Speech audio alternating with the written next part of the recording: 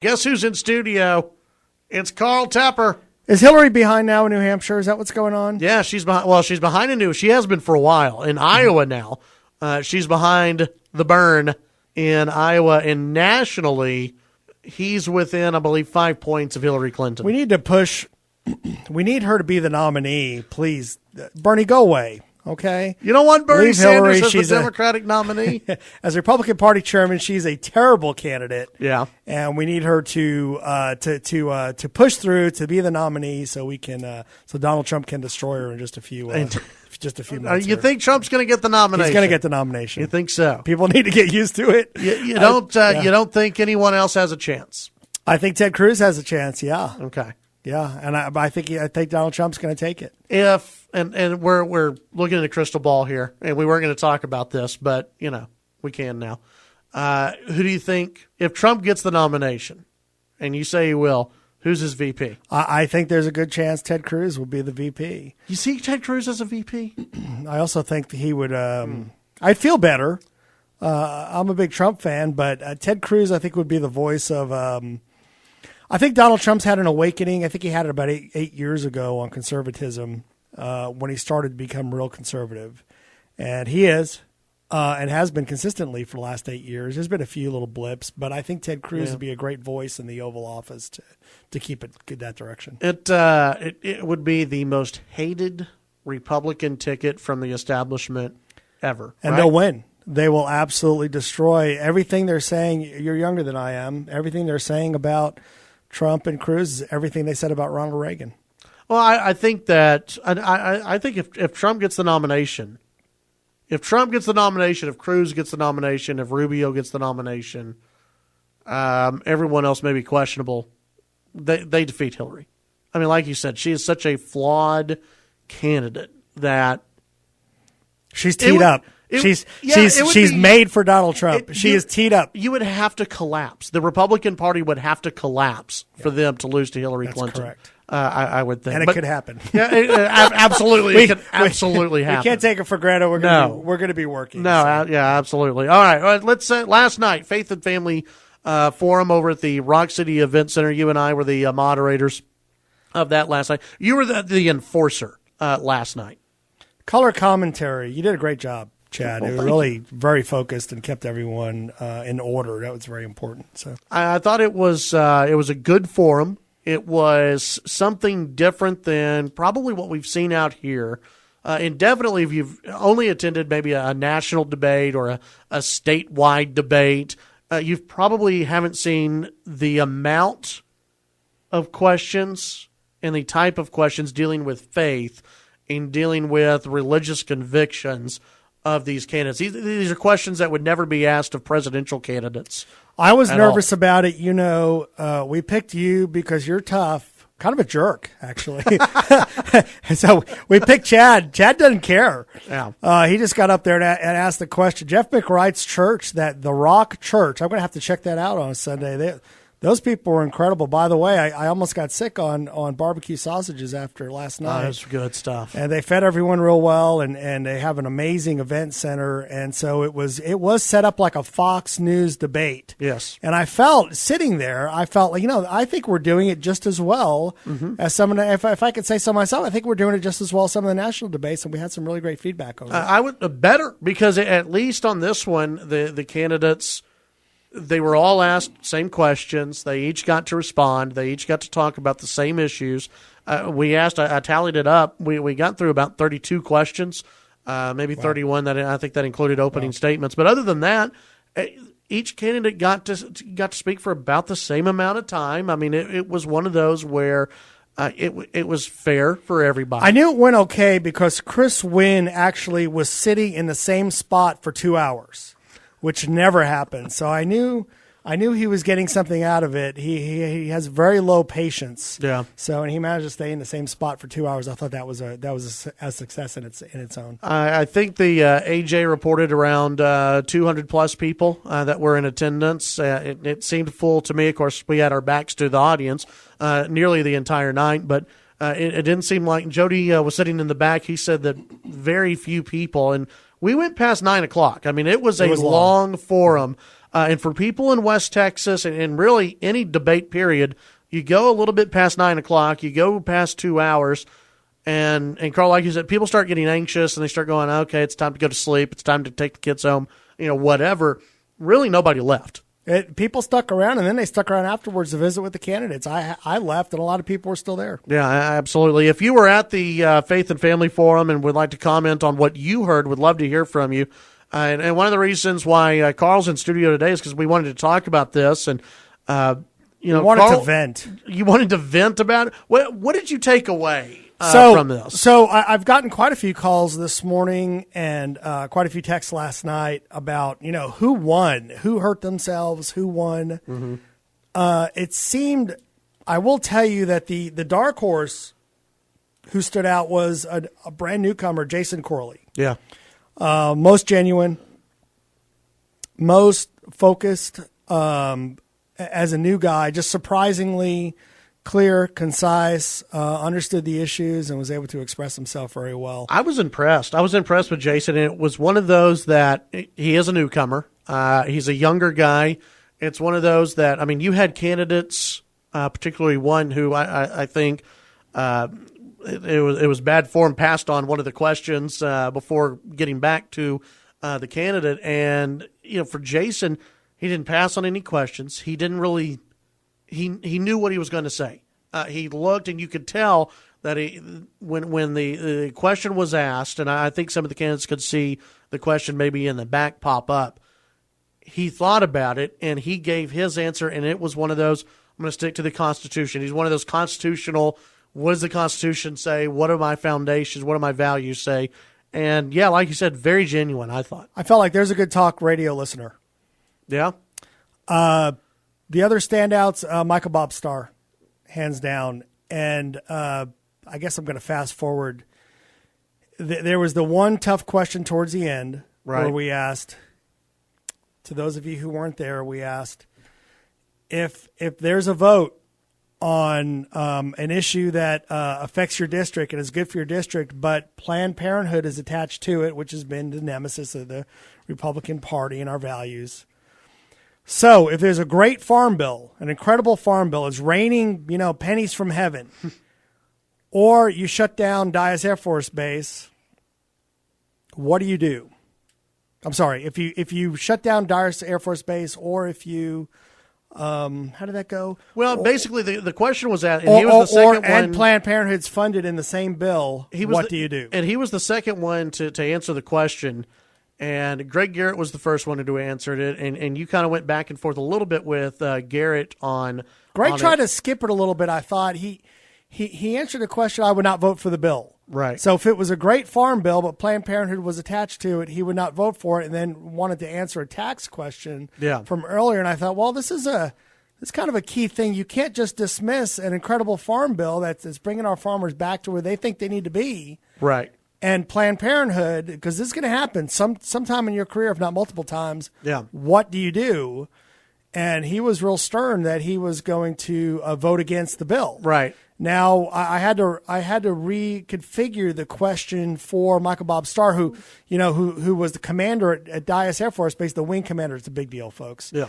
And he loves the base. This is his team, and a whole community is going to lose their jobs because Planned Parenthood's being funded in the bill, and he gave a little bit of a blank stare, which is what I would have done. I think he was being genuine and thinking about how to answer what he would do. Well, and what happened at first is I think he was going along with Farm Bill versus Planned Parenthood, and he seemed to really like that question. And then you changed it up, and you said, okay, let's say he was having a hard time with the Farm Bill portion too, but not as hard. But Dyess drove it home. Yeah, when you asked him, Dyess Air Force Base, it closes if you vote against this bill that would fund Planned Parenthood. And he paused. He kind of looked up, and you can call it waffling. You can go whatever you want. It was one of those where, oh man, I need to think about this. This has a lot of ramifications if you shut down an Air Force base where. We're talking about jobs. We're talking about defense. We're talking about a lot. I think his answer was, that's the answer. Everybody has their own opinion. That was the answer I was looking for. Mm-hmm. I don't know. I'm going to have to reach out to my constituency. I'm going to have to pray about. I'm going to have to think about this. Yeah. But everyone else, I believe, was pretty exact. Well, no, some folks they skirt it. Well, we're going to try to pull that out of the bill and all that. That's not going to happen. They're going to purposely put Planned Parenthood in a farm bill or food stamps or something else that affects, half the country to push the bill through, frankly. Yeah. And so, yes or no, are you going to vote for it or are you not? And it's going to happen to them. And I think Michael Bob Starr's answer was correct. It was a real Although moment. A lot of people are going to disagree. It was a real moment from him. It was one of those where you could tell, and I'm like you. At first I went, this might, I didn't think it was a bad answer.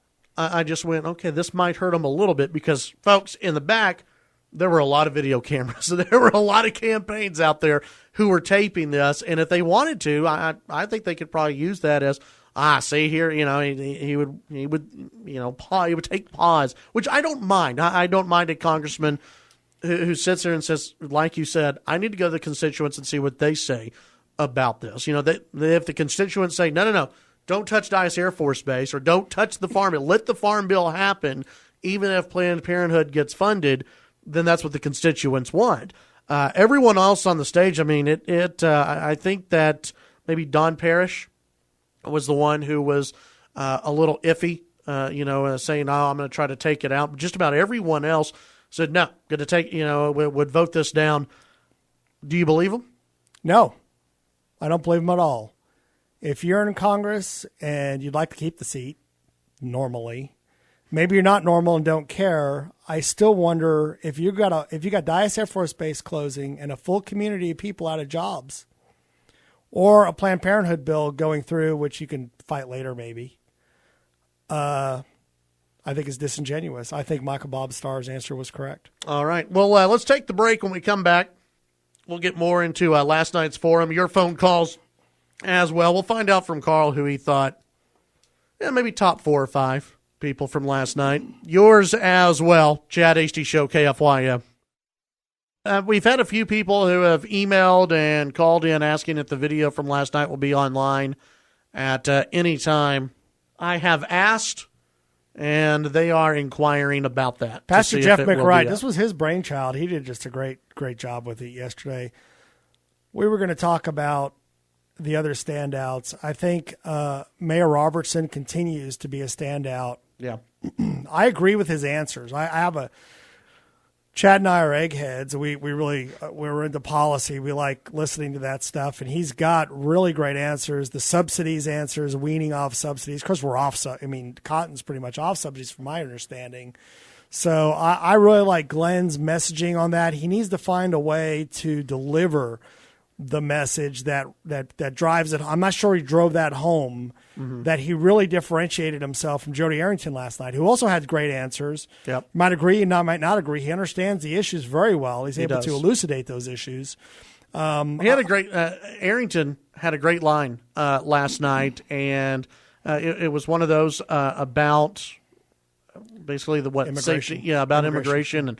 And he said, and Carl and I both wrote down this line because it was one of those you hear it and go, bumper sticker. And you brought it up. That's a bumper sticker. What we need is a safety net, not a hammock. Not hammocks. Yeah. Safety net, not hammocks. It's great. I mean, he's been consistent when he ran for the state Senate on the magnets of illegal immigrants coming here. So that was just teed up for him, and he drove it home, and he knows how to drive an issue home. Mm-hmm. He's got some talent. He's a talented guy, very smart. He belongs up there. So I thought he had a good night. Sit up straight, Jody. If I had to give any coaching advice, sit up straight. He's like me. He wants to relax and try to be relaxed, but go ahead and sit up straight. Besides that, he's a professional. I mean, he knows how to do this. He's been around it and he gets it. And, I'm on the issues with him very well. He laid down the gauntlet when he said, if you're not for protecting these farmers, which means reintroducing the farm bill and the subsidies, you don't belong up here. Yes. And of course, you get a different answer from Mayor Robertson about, I'm not sure I'm there. I'm not sure the farmers don't realize that the subsidies are gone. I think they realize that. They're going to be gone, and there's different ways to help them that probably apply to trade policy and things like that we can help them. So there's a dichotomy of those, clear dichotomy between the two on those issues, and I think they both did a great job elucidating that. Yeah, I think the top 4 of the night, I think Robertson, Colonel Michael Bob Starr, who I think he knocked it out of the park on many answers, and there will be some, like we talked about earlier, who may not be happy with his answer on Dyess Air Force Base and Planned Parenthood. But I thought it was a real moment, one of those that showed, hey, I can't give you a canned answer on this. I've got to sit back and I've got to think about this. And because we're dealing with, again, you're dealing with Planned Parenthood, so you're dealing with lives of people. Well, with Dyess Air Force Base, you're dealing with lives of people. Yep. You're dealing with a livelihood, and you're dealing with the livelihood of a city economically. And so there's a lot of facets in that. So that was a tough one for Michael Bob Starr, I thought. But I thought throughout the night, he kept hitting home runs. He talked about the Constitution. He gave short, concise answers. He brought up his son, a family member who, when I probably won't do this story justice, but his son, when Michael Bob Starr and his wife went in for at 20 weeks, when she was 20 weeks pregnant, doctor said, hey, you need to have an abortion. You need to have an abortion. Your baby's going to have a cleft palate. At that point, they went home and named him Matthew and said, look, if any other doctor says we need to have an abortion, we're going to say meet our son. That's not an option at all. And that, look, a lot of people. And I met the son. He's a normal kid, great kid, traveling around with his dad doing the campaign. He's loving that. He's thinking it's awesome that his dad's out there running and doing great. But Michael Bob Starr got a lot of applause last night, as did Glenn Robertson, who I thought had a very good night. I thought Jody Arrington had a good night. All three of them had a lot of applause breaks. There were a lot of applause for those three. And then again, Jason Corley, who he stood out for numerous reasons. A young guy with a lot of energy. And, absolutely. Knows what he's talking about. And a good grasp of the issues. Absolutely. He knows what he's talking about. And he's probably one of those that, if he were to win it, would probably be a Ted Cruz-esque. And he's someone, if he wins, then great. If he doesn't, there's going to be leadership positions he's got a bright for future. him. He's ready to go do something else, and there'll be other. I think Dorinda Warren is one of those people. She's talented. She's really smart. She's done a few different things in her life. Agriculture, a son who's on the border patrol enforcement. She has run a business, a big business, and incredible medical expertise, which is needed. She's someone I wish had started off county commissioner, city council, state representative. She's got that talent. She can nurture that. She might push through, but was a little flat, a little uncertain of herself, but she's got some talent too. We'll talk. Can you hang around one more segment? Sure. Okay, cool. When we come back, we'll get into those who maybe didn't have as great of nights. More on the disappointing side from what we've heard from other folks out there. Your phone calls as well. Chad Hasty Show, KFYO. Carl Tepper in studio, Lubbock County Republican Chairman. We're discussing last night's Faith and Family Forum, where Carl and I asked the District 19 candidates questions about faith, family, politics. Let's see, Chris weighing in on Twitter. Who was at the event. My top three from last night: Glenn Robertson, Bob Starr, Jason Corley. Carl, you and I during the break, we were talking about how genuine some of these answers were when it came to Planned Parenthood versus funding for a farm bill. And which stood out because there was a lot of pandering, but go ahead. Corley, and he was probably midway through. He was near the end of that line of questioning. And it got to him, and he asked you to, ask the question one more time. And he said, I want everyone to remember who, waffled on this question. And he was taking aim at Starr. He said, no life is worth, taking one life is not worth any amount of money. And, I mean, he was passionate about it. And I think he was genuine. I think that was another genuine answer. It was genuine. Stage. I'm not sure I agree because it's not that clear cut. You're talking about, thousands of lives and jobs and their lives. Yeah. Versus the unborn lives. Right. And so he was genuine and he's smart. I like him a lot. He's got a great future. But absolutely. I'm not sure I agree. I'm not sure I would use that against Michael Bob Starr. I don't. we were looking for. He won, and it was a genuine answer. And I think Michael Bob Starr won that question, and it was a genuine answer. Let's see. Before we get to the phones, just kind of real quick, you brought up Dorinda Warren. Any other people that you're here, because you've taken a ton of phone calls from people. First of all, every one of those people up there could be an elected official at various levels of government. I saw a lot of city council members and county commissioners up there, good ones. Yep. I mean, really good ones, and leaders who could have great futures in the U.S. Congress as they move through their careers. I'm just not sure this is the best race for them out of the gate. But John Key is a guy, I know where he lives. He'd be a great county commissioner or a city council member. Don Parrish, I think, is a big leader out in Plains. I don't know him very well. I haven't visited with him, but great radio voice, by the way. And so he's got some talent. Greg Garrett was a little flat. This should have been his debate. He is a man of deep faith. But some of it, this is the feedback I got. I didn't feel this way, but some of the feedback I got was a little bit of pandering. They felt it felt like pandering. Yeah. I didn't feel that way, but that was one person's perspective. And I can't remember any of his answers that really stood out very strongly. No, I think the strongest people up on that stage. I thought Don May had a good night. I think he had a good night, but again, I think that the four that I mentioned earlier, I think overshadowed everybody real easily. Don May had a couple of applause lines. He did. I can't remember that much of what Don May had to say, and I think it's because Don May and Jason Corley are similar in their constitutional perspective, I think, on things and getting back to the Constitution. Corley, though, it seemed there was a little more passion, maybe. I don't know. It was different between those two, and I think Corley overshadowed May on that. I think if Corley wasn't there, I think May would have had a better night. I also don't want to get beyond, this is a big election about farm bills and national security and our faith. There's a lot of Obamacare involved in the next Congress and is going to, and I thought that's where Dorinda, Don May, maybe to a lesser degree, he's a healthcare professional, Jody Arrington, and even John Key, the ethics are the same, would bring something to the table. Dorinda certainly, that's where she shined. When there was a healthcare question, an ethics question about and May did Planned well, Parenthood, too, during that time. They did very well on answering those questions. Yeah, let's get to the phones. And Trent, you're on KFYO. Hey, Chad. Hey, Carl. Nice to talk to y'all again. I had a quick question for you. I didn't get to see or hear anything about the debate other than what I'm hearing from y'all.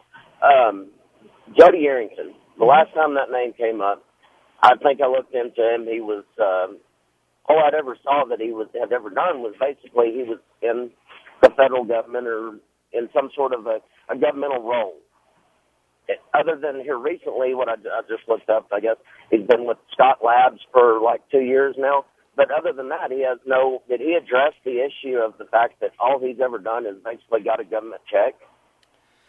Well, that's a little unfair. He is in a private sector now, and from what I understand, working his butt off. But he was at the highest levels of government. He was at the White House, and I know, but you also got to look at who he was with too, at George W. Bush. Well, but I mean, you may be able to make the same argument about Michael Bob Starr.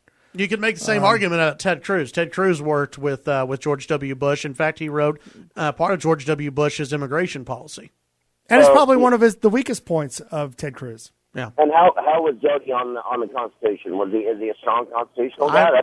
That's what drives me. I think he knocked it out of the park when it came to those questions. I thought he did very well. He's very loose, has very good grasp of the issues and good answers and thoughtful answers. I understand what you're saying, and that's why some people might gravitate. The business community is going to gravitate to the business guys. The military community might gravitate to the veteran. The healthcare community, Dorinda's really good at healthcare. Don May at healthcare, and to various degrees also John Key to healthcare. So I'm going to gravitate to who actually will come out and speak to me or to our community. And what do you mean by that? What do you mean your community? Do you want them to block walk, or do you want them to be at the gun show? I'd like them to, at least get every county in the district. If you're wanting to run for District 19, you really need to get out. I mean, I think Jody Arrington signs up in Post and further north. but he never gets any further south than that on any of the signage or anything like that. I don't know. He's the only one I see now. I don't see anybody else's signs up. But, I mean, it's one of those things, and very rarely do you get a whole lot of people that will come down to talk to the little old podunk community of Borden County. Yeah. Trent, But, thank you very much, Trent. Borden County has switched to Republican. All the elected officials there are Republican now. Way to go, Borden County. I'm a big fan of yours. And named after a good New Yorker, Gail Borden. And also, it was an All argument. the candidates get down to Borden County right now. It was an issue during the state Senate race, by the way, where Charles Perry actually did hit all 51 counties, which is really difficult to do, especially in a short amount of time they had. I think Jody almost made all of them. So I understand where he's coming from. These counties would like to see their elected officials on occasion. Yeah. Let's see. Melissa weighing in on email. Chad went to the debate last night. Absolutely agree with you and Carl about Jason Corley. Very well spoken, and I like his energy. Think he would be another Ted Cruz. He did well. Look at Jason's got a little fan club. Jason, keep plugging away. There you go. And like you said, and Jason's probably not in the top tier of candidates, if you had to rank them, but he's working his way up. And if you went last night, I don't know if anyone left going, I don't like that Jason guy. I think everyone left going, man, that guy's good, and he's got a future. And whether he wins or not, he's got a future in politics out here, I think. Absolutely. There's a few more forums coming up, and some of these candidates are going to adjust their message. They're going to adjust the way they approach the questions. So keep an eye on those. There's only 4 weeks till early voting starts. Most of the voting, about 60 to 65% is over at early voting now. So really by March 1, really the winner's usually been decided. So, or the runoff candidates, and we do anticipate a runoff in this race. So pay attention and put them through their paces now. Okay, before I get to the phones real quick, have you given me who you think your top four or your top three from last night? The top four have remained consistent, and I've been privy to some of the I've been privy to the gossip of the polling. It's been Glenn Robertson, Jody Arrington, not necessarily in this order, but Glenn Robertson, Jody Arrington, Michael Bob Starr have been the three that consistently people are looking at as leaders ready to serve in the United States Congress, which is the NFL of politics. Okay. Yeah. So these guys are prepared, they're ready to go. And I think they proved it last night. Yeah, I think so. And, add Jason Corley maybe to that. That's outside. That's right a dark outside horse the top right two. now. And Greg Garrett's been a dark horse. We'll see how his fundraising reports look, and we'll see if he's able to adjust his message and maybe garner a little more energy and support. Yeah, I do agree with whoever talked to you, though. He there was nothing memorable from him last night. And maybe you could say that's flat, but there was just nothing and that was surprising. I actually asked him, I was at an event for him and asked him a tough question, and he jumped and answered it perfectly. I asked him a question about why isn't the Texas legislators, the delegates, working together better? And he said they need more of a sense of energy, and he just answered the question very well. So he does have the talent. Didn't come through last night, but we'll see how it works into the future. Let's see. I know we have some folks on hold. Let's go ahead and take the break first, so that way when we come back, we'll clear out those breaks and just be ready to go the rest of the way. If you want to call in, sound off on last night's forum, feel free to do so. If you're on hold, we'll get to you when we come back. Let's head back to the phones. And Michael, you're on KFYO. Good morning, Michael. Good morning. I just wanted to thank you. You did a very professional job, and Carl helped a little too, keeping them on track and honest. I think the answers were, if anybody had veered completely off of the rails, whatever they may think personally, it would have been a disaster in that setting. But there's sort of a stark difference. I came home. I stayed over there till almost 11. They had such a beautiful spread. Jeff McCright did a bang-up job, and all of his ladies, I told them they should be catering big fancy cocktail parties and things instead. But anyway, I thought it was all very instructive, and there were several of them that I had never met before, as much as I am a political activist, so it was nice to see it all. Michael, I know you have your favorites. Oh, I do. But who do you think, do you agree with us on the standouts? Well, yes. Of course, I've been a dear friend and political cohort with Donald May for 20 years or something. So that's nothing. I mean, I know where he's coming from, and it's easy to predict what people will say at a forum like that, whether that's what they've been saying or not. But it was nice to see a young man, 32 years old, like Jason Corley.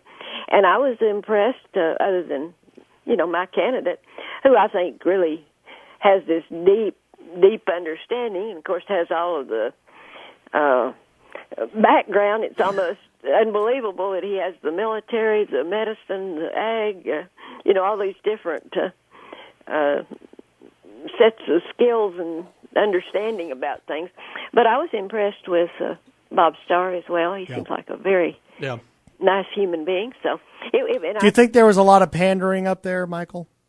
Oh, well, that's what I wouldn't call it that, but if anybody had veered too far off on most of the questions, it would have probably been their death knell.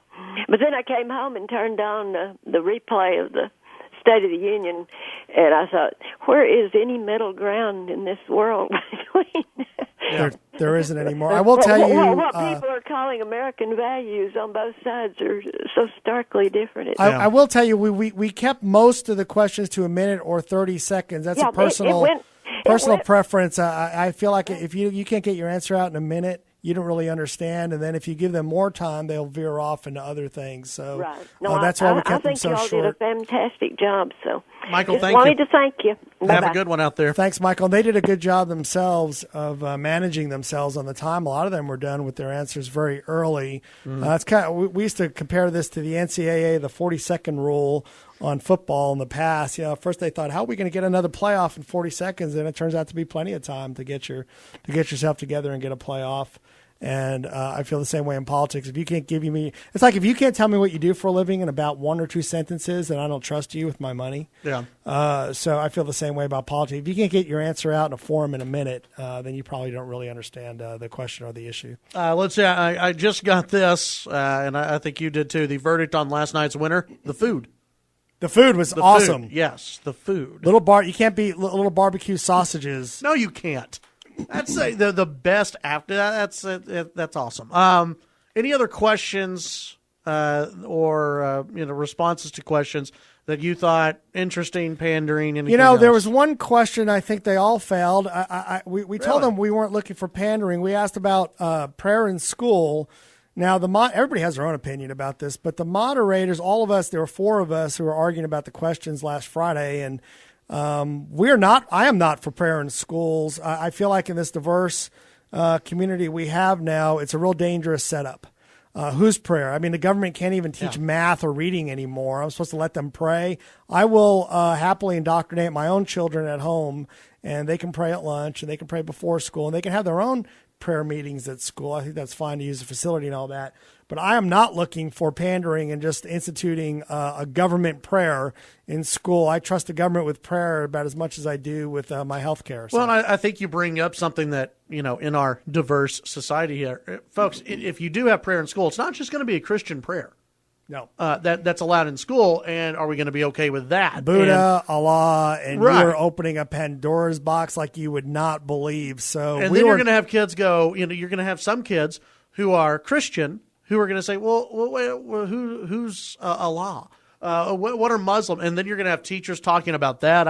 That was a little bit of a landmine we inserted there. Jeff McCride agrees with us, too. He's about as Christian, deep faith pastors you're going to meet, but he was not for prayer in public school. He will tell you point blank that he will be happy to teach his own children about God and Christ. Yeah, and let the kids pray where they want to, in school, on a football field, and all of that. But that was interesting. And it's one of those that in a debate, it's real easy to pander.